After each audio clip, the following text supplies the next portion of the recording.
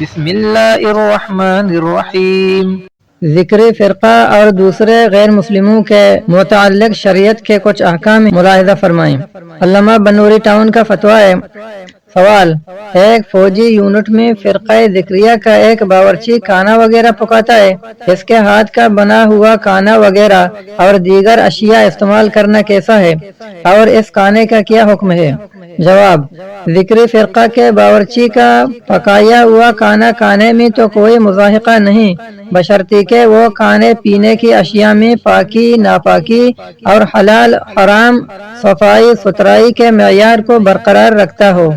البتہ اگر مرغی یا جانور ذبح کرنے کا کام بھی وہی انجام دیتا ہو تو اس کا ذبیحہ حلال نہیں ہے، اس سے احتراز کیا جائے۔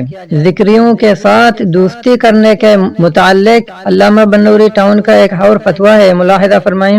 سوال: ذکری فرقہ کے لوگوں کے ساتھ کھانا کھانا جائز ہے یا نہیں؟ اگر کوئی شخص دعوت کی نیت سے ان کے ساتھ کھائے تو اس کا کیا حکم ہے؟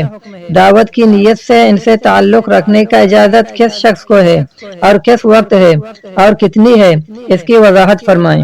جواب: ذکری فرقہ اپنے باطل عقائد کی بنا پر دین اسلام سے خارج ہیں اور اس کے ماننے والے مسلمان نہیں ہیں، بلکہ قادیانیوں کی طرح مرتد اور زندیق کے حکم میں ہیں۔ عام کافروں کے ساتھ خوش معاملگی یعنی اچھا برتاؤ کرنا اور مدارات کا حکم ہے، لیکن کسی ذکری کے ساتھ یہ تعلق بھی جائز نہیں۔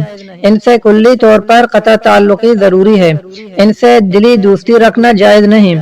البتہ اگر فتنہ میں پڑنے اور ان کے عقائد و نظریات سے متاثر ہونے کا اندیشہ نہ ہو تو ان کو دین کی دعوت دینی چاہیے اور سمجھانا چاہیے تاکہ وہ مسلمان ہو جائیں، اور اگر وہ نہ سمجھیں تو ان سے تعلقات رکھنا اور ان کے گھر جانا اور ان کے گھر کا کھانا کھانا جائز نہیں ہے۔